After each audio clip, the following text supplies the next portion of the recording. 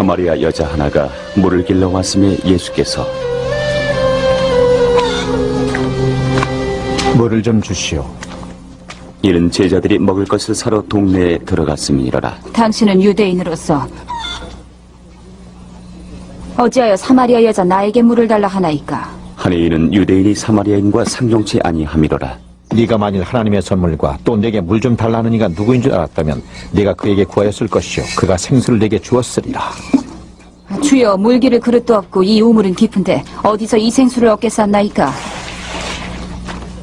우리 조상 야곱이 이 우물을 우리에게 주었고 또 여기서 자기와 자기 아들들과 짐승이 다 먹었으니 당신이 야곱보다 더 크니까? 이 물을 먹는 자마다 다시 목마르려니와 내가 주는 물을 먹는 자는 영원히 목마르지 아니하리니 나의 주는 물은 그 속에서 영생하도록 솟아나는 샘물이 되리라. 주여, 이런 물을 내게 주사 목마르지도 않고 또 여기 물 길러 오지도 않게 하옵소서. 가서 네 남편을 불러오라. 나는 남편이 없나이다. 네가 남편이 없다 하는 말이 옳도다. 네가 남편 5이 있었으나 지금 있는 자는 네 남편이 아니니 네 말이 참되도다. 주여, 내가 보니 선지자로소이다. 우리 조상들은 이 산에서 예배하였는데 당신들의 말은 예배할 곳이 예루살렘에 있다 하더이다. 여자여, 내 말을 믿으라. 이 산에서도 말고 예루살렘에서도 말고 너희가 아버지께 예배할 때가 이르리라. 너희는 알지 못하는 것을 예배하고 우리는 아는 것을 예배하노니 이는 구원이 유대인에게서 남이니라. 아버지께 참으로 예배하는 자들은 신령과 진정으로 예배할 때가 오나니 곧 이때라. 아버지께서는 이렇게 자기에게 예배하는 자들을 찾으시느니라. 하나님은 영이시니 예배하는 자가 신령과 진정으로 예배할지니라. 메시아, 곧 그리스도라 하는 이가 오실 줄을 내가 아노니 그가 오시면 모든 것을 우리에게 구하시리이다. 네가 말하는 내가 바로 그로라. 하나님께 영과 진리로 예배할 때가 바로 이때다 라고 말씀을 하시면서 내가 그토록 너희들이 기다렸던 메시아다라고 하는 그 말씀을 듣자 이 여인이 화들짝 놀라버립니다. 그쵸? 그 이후에 제자들이 돌아왔대요. 음식을 구하러 마을에 갔다가 다시 돌아왔습니다. 그런데 예수님께서 여자와 말씀을 나눈 것, 대화하는 것을 보면서 이상히 여겼다라고 성경은 기록됐습니다. 그러면 이 이상히 여겼다는 말이 이런 의미일까요? 안 돼! 하는 못 볼 것을 보았다라고 하는 어떤 이상히 여겼다라고 하는 그런 의미일까요? 아니더라고요. 예수님과 여자가 말씀을 나누는 것을 보았을 때 이상히 여겼다라는 말은 이런 뜻이더라고요. 쉬운 성경에 보니까 무척 놀랐다라고 하는 의미로 이야기됐습니다. 무척 놀랐다. 아하, 그러니까 이상히 여겼다라고 하는 것은 못 볼 것을 보았다라고 하는 것이 아니라 와우, 놀랐다는 거예요. 엄청 놀랐다는 거예요. 충격이었다는 겁니다. 왜 충격이었을까요? 유대 남성이 이방 여성과 대화를 나눈 것 자체가 놀랍고 충격적인 일이었습니다. 그때 당시에는 남자가 낯선 여자에게 말을 건다는 것은 상상할 수 없는 일이었어요. 사회적으로 금하는 일이었습니다. 더구나 유대인인데 사마리아의 여자, 낯선 여자한테 말을 건다?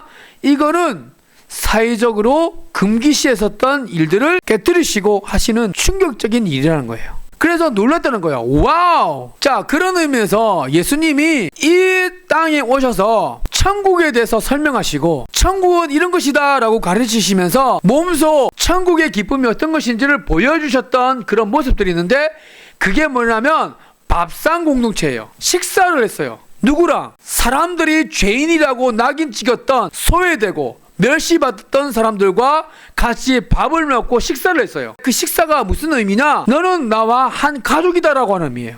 제가 어렸을 때도 이런 사람들이 있었습니다. 머리에 꼬꼬꼬 돌아다니는 사람. 아이들이 그런 여자들이 나타나면 미친 XX라고 그러면서 돌 던지고 놀리면서 막 쫓아보냈어요. 그런데 이 목사님이 어렸을 때 그런 여자가 마을에 오니까 미친 XX라고 하면서 막 돌을 던졌대요. 그리고 엄마 우리 마을에 미친 XX가 왔어 라고 얘기했대요. 그랬더니 그 어머니가 정색하시면서 야, 네 이모야, 얼른 빨리 모시고 와라. 거짓말이죠. 그런데도 불구하고 이 어머니는 미친 그 여자를 데려와서 물을 데워서 목욕시키고 그 들어온 옷을 깨끗하게 빨아서 새 옷으로 갈아입히고 같이 밥을 먹는 식탁 앞에 나와서 같이 식사하자고 밥을 먹였어요. 그러면서 앞으로 네 이모니까 함부로 대하지 말고 엄마처럼 대하라 하고 그렇게 권면하셨대요.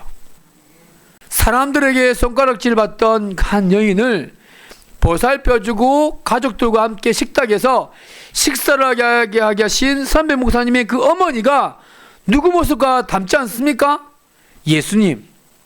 사람들에게 낙인 찍히고 죄인이라고 낙인 찍혔던 그 사람들과 예수님과는 먼저 찾아가셔서 그들과 함께 식사하시고 그들과 함께 울어주고 그들과 함께 웃어주고 함께 식사하셨던 그 예수님, 이것이 바로 천국의 기쁨이고 하나님의 나라 천국의 모습인 줄로 믿습니다. 우리는 지금 요한복음을 보고 있지만 누가복음에는요 특별히 여성들은요 지금은 여권 신장인 됐다고 그래가지고 여성들이 지금 목소리를 내지만 옛날에는 여성들은 사람의 숫자도 들어가지 않았어요. 사람 숫자 셀 때 여성들은 숫자도 세지 않았다니까요. 사람 취급도 안 했어요. 그런 시대에 예수님은 여성들을 보호하고 인정해주고 예수님을 따르고 제자처럼 그렇게 섬기는지 누가복음에는 잘 기록이 되어 있습니다. 여성들을 존재 자체로 존중해주고 사랑하셨던 예수님의 모습을 보게 됩니다.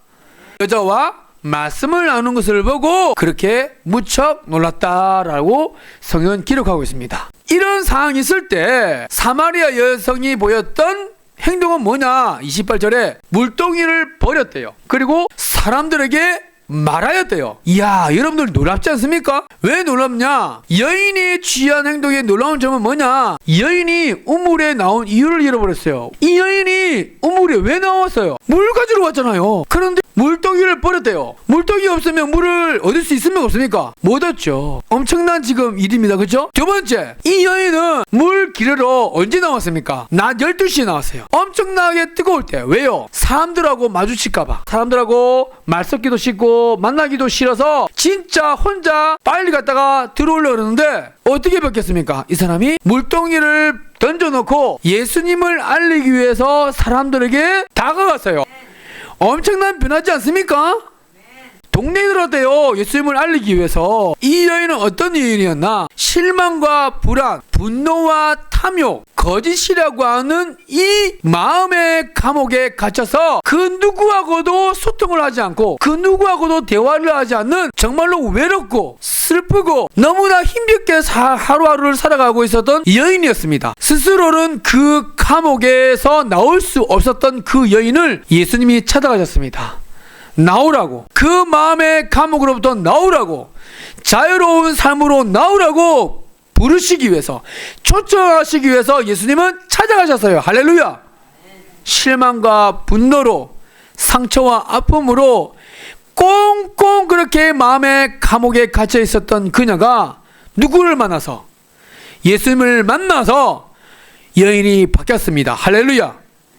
코끼리 사슬 증후군, 이게 어떤 거냐면 코끼리가 아기일 때 이 발목에 사슬을 묶어놔요. 말뚝에 딱 박아놔가지고. 그런데 그게 어떤 일이 일어나냐면 그 경험 때문에 성장에서도 큰 코끼리가 되었어도 어렸을 때 그 경험 때문에 쇠사슬을 끊고 갈 수 있음에도 불구하고 못 끊던데요. 그게 바로 코끼리 사슬 증후군이라고 이야기합니다. 과거의 사슬을 끊지 못해서, 과거의 아픔과 상처를 끊지 못해서 아무런 희망도 꿈도 없이 살아가고 있지 않습니까? 보이지 않는 미래 속에 남을 원망하고 남을 시기하고 질투하고 저 사람이 나를 해코지할까봐, 저 사람이 나를 힘들게 할까봐 그게 두려워서 불안해서 그것에 갇혀가지고 더 이상 나가지 못하는 그 모습이 혹시 여러분들의 모습이 아닌가요? 그렇다면 과거로 묶여있는 사슬을 끊어버릴 수 있게 되기를 예수님으로 축복드립니다.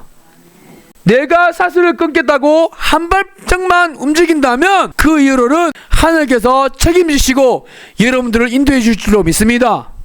오늘 과거에 사슬에 묶여 있었던 한 마리의 코끼리 같았던 이 여인, 사마리아 여인, 예수님이 찾아가셨습니다. 그리고 불러내셨습니다. 이제 나오라고, 마음의 감옥에서 나오라고, 너의 발을 묶고 있던 그 사슬을 끊고 나오라고 말씀하시는 그 초청을 들으시고, 여러분들도 여러분들을 붙잡고 있는 사슬로부터, 마음의 감옥으로부터 나오는 은혜가 있게 되기를 다시 한번 예수님의 이름으로 축복드립니다. 아름다운 만남은 우리 내면에 수없이 세워져 있는 많은 장벽들을 뛰어넘게 만듭니다. 아름다운 만남, 예수님과의 만남은 우리 내면에 수없이 우리 만들어져 있는 분노와 그리고 불안과 염려와 그리고 실망 그리고 거짓이라고 하는 이 수많은 장벽들이 예수님을 만남으로 말미암아 이제 더 이상 그곳은 감옥이 아니라 하나님과 함께하는, 예수님과 함께하는 천국으로 바뀌게 될 줄로 믿습니다. 이것이 바로 예수님을 만난 아름다운 경험, 바로 변화의 놀라운 은혜인 줄로 믿습니다. 이런 내적인 변화가 일어나자 여인은 혐오와 경계의 장벽을 뛰어넘깁니다. 자신 안에 있는 혐오라고 하는, 경계라고 하는 이 감옥 창살을 벗어던져버리고 사람들 향해서 달려나가기 시작했어요. 그러면서 뭐라고 얘기하느냐? 내가 행한 모든 일을 내게 말한 사람을 와서 보라. 아무에게도 말하고 싶지 않았던 자신의 수치스러운 과거를 지금 말하고 있어요. 누구한테도 말하지 않았습니다. 누구한테도 들키지 않은 것이었습니다. 그쵸? 그러나 사람들은 상상하면서 수근수근 거립니다. 그 꼴도 보기 싫어서 사람들하고 만나기가 싫었어요. 대화하기도 싫었어요. 그런데 내가 말하지도 않았는데, 내가 찾아가지도 않는데 그분이 먼저 찾아오셔서 내가 어떤 일들이 있었는지 먼저 말씀해 주시고 다 알고 계시는 그분이 있더라. 그분을 와서 보라 라고 자기 자신의 수치스러운 과거를 지금 이야기하고 있습니다. 자신의 부끄러운 영역을 숨기려고 한다면 그 부끄러움은 더욱더 강해집니다. 부끄러운 것은 절대로 부끄러진 것이 아닙니다. 부끄러운 것은 부끄러운 것이 아닙니다. 심리학자들이 부끄러운 것을 부끄러움 같다고 표현한 사람은 건강한 거래요. 그리고 그런 사람일수록 오히려 공감 능력이 뛰어난 사람이라고 합니다. 반대로 부끄러운 것을 감추고 숨기려고 하는 사람은 오히려 공감 능력이 떨어지고 사회적으로 부적응자가 그 사람들이라고 하더라고요. 그러니까 자기의 실수, 자기의 어떤 부분들에 대해서 드러난 것을 부끄러워하지 마세요. 오히려 그것을 인정하고 건강하게 드러내는 것이 오히려 사회적으로나 여러 면에서 건강하다라고 이야기를 하더라고요. 아무튼 오늘 자신의 부끄러움을 꽁꽁 감추었었던 그녀가 누구를 만남으로? 예수님을 만남으로 자신의 부끄러움을 이제는 부끄러움 없이 다 드러내고 있습니다. 야, 내가 이런 여자였어. 내가 저런 여자였어. 그런데 난 그런 말을 안 했거든. 그런데 이미 그걸 다 알고 계시는 분이 계셔. 그분을 와서 보라 라고 자신의 부끄러운 이야기를 다 이야기하고 있는 이 여인을 보시기 바랍니다. 와서 보라. 예수님을 향한 신앙의 고백이 점점점 바뀌고 있습니다. 9절에 유대인의 한 남자로 이야기하고 있습니다. 11절에 주여, 주님이라고 하는 뜻이 아니라 여자가 남자에게 호칭을 붙일 때 그렇게 부르던 평범한 그런 이야기였어요. 그러다가 갑자기 19절에 선지자라고 바뀝니다. 그러더니 당신은 그리스도 메시아입니다. 할렐루야. 놀라운 하나님의 은혜인 줄로 믿습니다. 그 사마리아 동네에서 사람들이 예수님께로 나오더라 라는 것입니다. 이 여인이 마중물이 됐습니다. 마중물이 뭔지 아시잖아요. 그죠? 물 조금만 넣으면 나옵니까? 안 나옵니까? 안 나오잖아요. 물 가득 한 바가지 넣어야 물이 조금만 하면 뿜뿜하면 나오잖아요. 그죠? 반 바가지도 안 넣습니다. 가득 한 바가지예요. 완전히 하나님의 은혜로 예수의 이름으로 충만한 상태, 바로 이 사마리아 여인이 예수님을 향한 확실한 믿음을 가지고 충만할 때 물 한 바가지로 가득 찬 그 상태가 됐을 때 어디로 갑니까? 동네에 갑니다. 그리고 예수님을 전합니다. 그랬더니 그 여인을 통하여서 마중물이 되었던 그 여인을 통해서 수많은 바로 그 사마리아 사람들이 예수님께로 나왔습니다. 할렐루야. 나는 우리 사는 지대교회 성도님들이 이렇게 사마리아 여인처럼 이 시대에 예수님의 마중물이 되어서 할렐루야 많은 사람들을 예수님께로 안내하는 귀한 하나님의 은혜, 하나님의 사람들이 되시길 예수님의 이름으로 축복드립니다. 아멘. 31절 그 사이에 제자들이 청하여 랍비여 자주서서 32절 이르시되 내게는 너희가 알지 못하는 먹을 양식이 있다 라고 했습니다. 33절 제자들이 서로 말하되 누가 자주실 것을 갖다 드렸느냐. 그러니까 예수님의 이야기를 잘 못 알아들었다는 이 말입니다. 그렇죠? 34절에 그래서 예수님이 말씀하십니다. 나의 양식은 나를 보내신 이의 뜻을 행하며 그의 일을 온전히 이루는 이것이니라 라고 말씀하십니다. 밥 먹고 사는 거 중요합니다. 그렇죠? 밥 먹고 사는 거 안 중요해요? 중요하잖아요. 그래서 저는 젊은 사람들에게 이렇게 하겠습니다. 밥벌이 하는 것에 무능해지지 않도록 열심히 살라고, 열심히 노력하라고. 일하지 않는 자는 먹지도 말라. 일하지 않는 자는 먹지도 말라 라고 성경에 적혀있다. 밥벌이 하는 것에 무능해지지 않도록 노력하라 라고 가르칩니다. 여기서 말하는 밥벌이는 뭐냐? 겨우 밥이나 먹고 살 수 있을 만큼의 돈을 버는 일. 그래서 예수님은 성경에서 가르치십니다. 어떻게 해요? 기도로 오늘 우리에게 일용할 양식을 주옵시고 라고 해서 우리에게 필요한 양식을 달라고 기도하라. 그리고 열심히 살라고 예수님도 가르치셨어요. 그러니까 우리에게 먹는 문제, 마시는 문제, 입는 문제가 없어서는 안 되는 중요한 문제입니다. 그런데 그렇다고 해서 돈이 많은데도 불구하고 난복하고 공허함에 시달리는 사람들이 있습니까? 없습니까? 있어요. 우리가 먹는 문제, 마시는 문제, 있는 문제가 해결됐다고 다 행복합니까? 안 했잖아요. 왜 이럴까요? 먹는 문제와 마시는 문제, 입는 문제만 해결된다고 행복한 사람들이 아니라 다른 것이 충족이 되어야 돼요. 우리는 육의 양식도 있지만 영의 양식도 먹어야 될 줄로 믿습니다. 영의 양식이 뭐냐? 영혼의 양식은 보람과 의미입니다. 톨스토이의 사랑은 무엇으로 사는가 여기에 천사가 나와요. 미하일이라고 하는 천사가 나옵니다. 하나님께 벌을 받아서 세상에 남겨진 이 천사인데 이 천사가 사람의 내면에는 무엇이 있는가? 두 번째는 사람에게 허락되지 않은 것이 무엇이 있는가? 세 번째는 사람은 무엇으로 사는가? 라고 하는 이 질문에 답하라고 하는 명령을 받았습니다. 그러면서 이 천사가 하나씩 질문에 답을 찾는데요. 첫 번째는 사람의 내면에는 무엇이 있는가? 사람의 내면에는 자신의 처지가 어려워도 불쌍한 사람들을 돌보려고 하는 따뜻한 마음이 있더라는 것을 발견하게 됩니다. 두 번째, 사람에게 허락되지 않은 것이 무엇인가? 아무리 높은 자리 귀족이라고 할지라도 죽음을 피할 수 있다 없다? 없다. 그래서 인간에게는 불멸이라고 하는 것이 허용되지 않았다. 다 죽는다 이 말이에요. 마지막, 사람은 무엇으로 사는 걸까? 사람은 사랑으로 삽니다. 쌍둥이를 그 가난하고 어려운 상황에서도 쌍둥이를 입양하여서 잘 키우는 사람을 보면서 아하, 사람은 사랑을 먹고 살아가는구나 라는 것을 발견하겠답니다. 무슨 말이냐? 내가 누군가에게 의미 있는 존재가 되고 내가 지금 하고 있는 일이 보람된다라고 느낄 때 우리는 만족을 느끼고 우리의 영혼이 채워지고 충만해지는 것을 경험하게 됩니다. 마음에 행복감이 느껴지고 내 영혼이 채워지는 그런 즐거움이, 충만함이 생기지 않습니까? 내가 누군가에게 선물이 되어지고 그 사람이 기뻐해 줄 때 나는 참 보람된 일을 했구나 라고는 그런 보람이 생깁니다. 그것처럼 우리는 이 세상 가운데에 이런 걸 느낄 때 보람을 느끼고 내가 그 보람을 느낌으로 말미암아 내가 여기 있음을, 내가 왜 여기 있는지, 내가 살아가는 이 의미가 무엇인지를, 내 존재의 의미를 알게 될 때 아무리 힘들고 어려워도 피곤할지라도 그 피곤함이 싹 사라집니다. 그것처럼 보람이라고 하는 양식을 듬뿍 먹을 때 우리의 육체의 육식이 찾아온다는 것입니다. 할렐루야.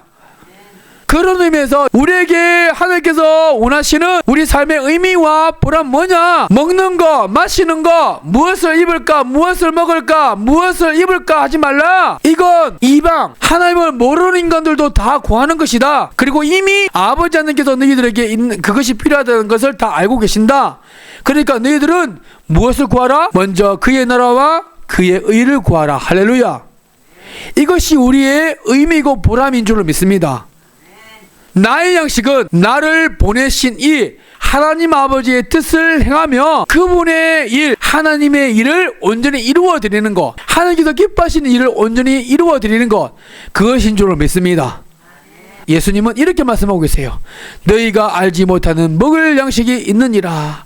뭐예요? 내가 그것을 보면서 보람을 느끼고 내가 참 잘하고 있구나 라고 하는 그 의미를 다시 한번 느끼니까 나는 밥을 안 먹어도 배부르다 이 말이에요. 나는 그 의미를 찾고 내가 보람을 느끼니까 밥을 안 먹어도 나는 배부르다 이 말이에요. 예수님이 말씀하신 그 보람과 의미를 찾고 배부르셨던 것처럼 우리 사랑하는 지직교회의 모든 성도님들도 하나님께서 주시는 참 기쁨과 보람을 통하여서 배부를 수 있게 되기를 예수님의 이름으로 축복드립니다.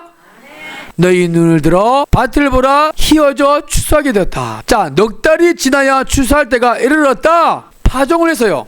씨를 뿌렸어요.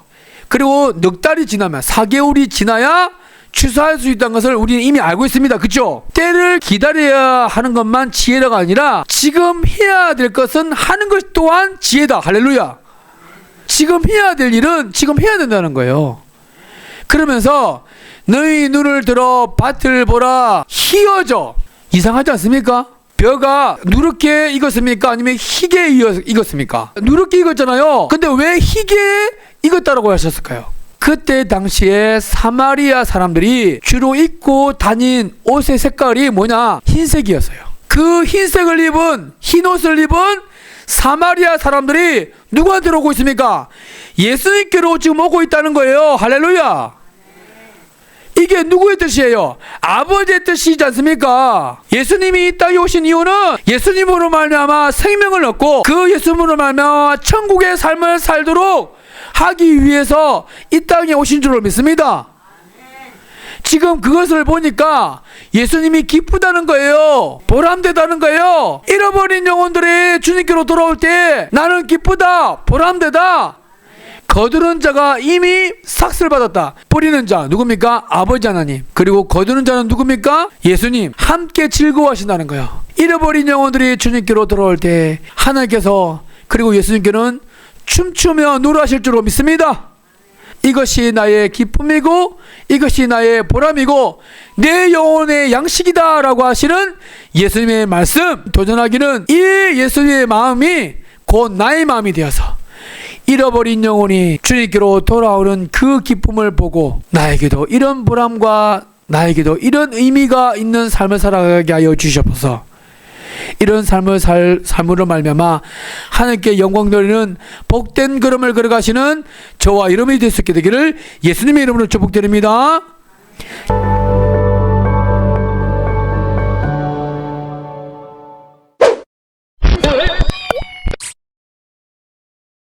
제가 이제 하나님하고 예수님을 만난 다음에 바뀌게 된 계기들이 굉장히 많은데 야고보서 1장 27절에 있는 말씀인데 하나님에 대한 진정한 경건은 그러니까 고아와 과부를 이제 전쟁 환난 속에서 이제 도와줘라 뭐 이런 내용이에요. 지금은 그런 시대가 아니잖아 라고 말씀들을 많이 하실 수도 있다고 생각하는데 지금도 그런 시대라고 생각해요. 저는 지금 뭐 폭탄만 안 날아다니지 사실 전쟁 시대라고 생각해요. 왜냐하면 무한 경쟁 속에 우리가 살고 남을 짓밟아야지 우리가 일어나고 이런 세대를 살고 있으니까 제가 막연히 그걸 읽는데 하나님을 만나고 예수님을 만난 다음에 뭘 하고 있지라는 생각이 좀 들었어요. 그러니까 아내하고 결혼을 앞두면서 새벽 예배도 열심히 다니고 말씀도 열심히 읽고 찬양도 진짜 막 손들면서 되게 열심히 하고 막 하나님을 믿고 있는데 근데 나는 뭘 하고 있지? 이러고 있으면 안 되겠다. 이게 예수님을 믿고 예수님을 많은 사람들한테 알려줄 수 있는 건 내가 살아내야 되는 거다. 내가 살지 않으면 그 누구도 예수님을 모를 거다. 그때부터 정말 막 많은 게 바뀌었어요. 제가 세상에서 정말 멋있게 살아내면 사람들은 그 삶을 보지 말을 해서 따르지 않는다. 그걸 막 많이 깨우치게 된 거예요. 그때부터 많이 깨닫게 된 거예요. 그래서 살아내자. 그래야 많은 사람들이 하나님하고 예수님을 알겠다. 길 가다가도 막 누가 리어커 끌고 가면 막 갑자기 막 밀어주고 막 원래 안 그랬거든요. 더운데 왜 저걸 왜 밀어? 막 이랬는데 누가 막 유모차 막 들어주고 막 그 작은 거부터 시작이잖아요. 그래서 제가 취미가 있어요. 자전거 타는 게 취미인데 장애 아동들을 돕기 시작했어요. 자전거를 타고 기브라이딩을 하면서 그러면서 내가 살아내자라고 바뀐 것 같아요. 내가 살아내자.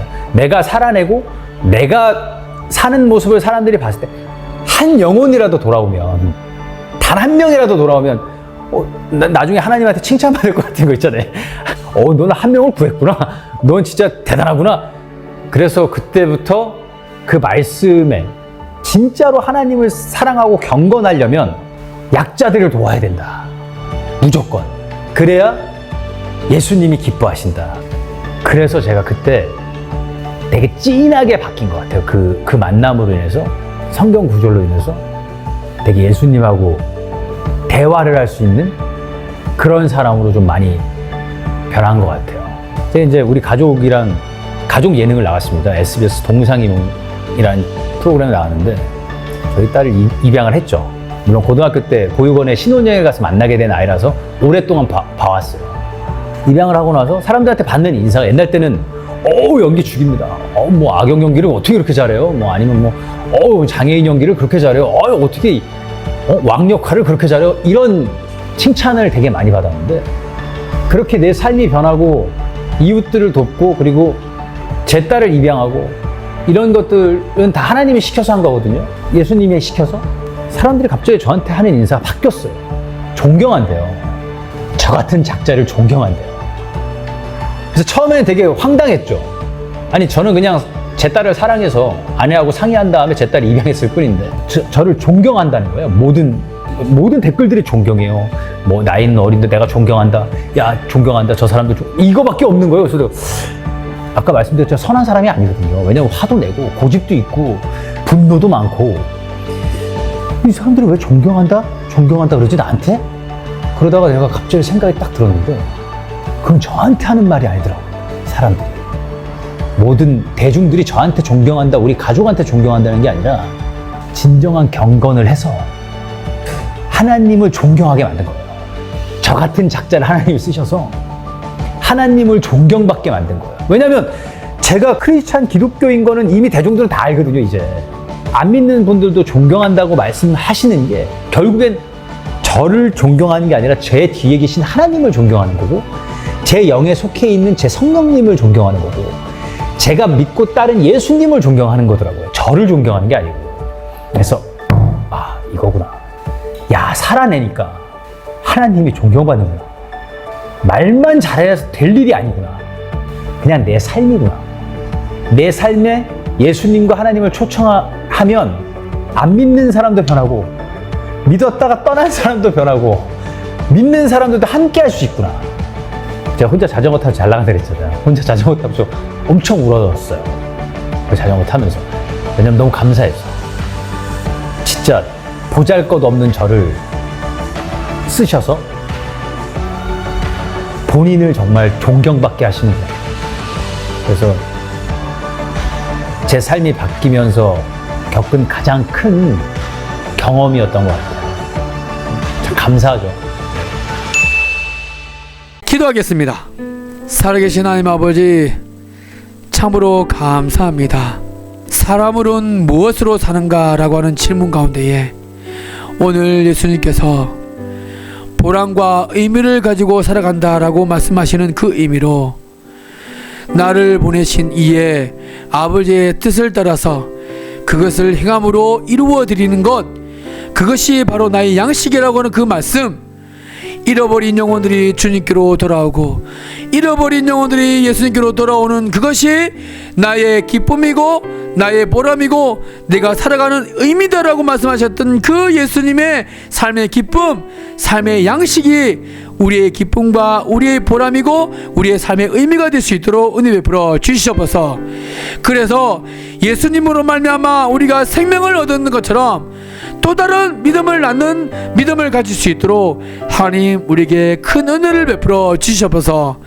오늘도 그렇게 놀라운 은혜를 베풀어 주실 것을 믿으며 이 모든 말씀 우리 주 예수 그리스도의 이름으로 기도드리옵나이다. 아멘.